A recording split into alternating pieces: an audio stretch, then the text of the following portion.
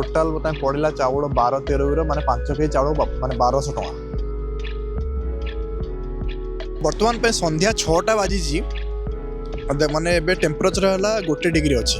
Okay तो अबे देखो पूरा रोड के शांत पूरा पूरा अंधार हो गला क्या 4टा बेल ठार ही अंधार हो जाए। तो बर्तमान ट्राम आसीगला आमर आप देखिपे बलिन भी से हलदिया ट्राम 10 मिनट ट्रावेल करी 111 टका देखिए। यहाँ इंडियन रेस्टोरेंट यहाँ इंडियन बाजार माने यहाँ Indian grocery store.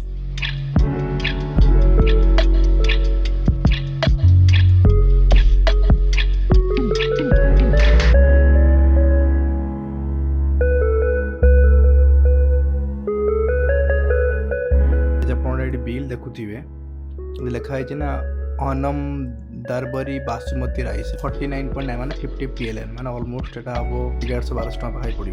Mustard oil गोटे 500 ग्राम रो ता दाम हला 15 PLN 400 टका। आ बिरयानी मसला लिखा है देखो 5 PLN माने 100 टका परे। आ उठाला चिकन टिक्का मसला लिखा है देखो से 5 माने 100 टका परे। टोटल हला 74.96 PLN 1828 टका पाखापाखि।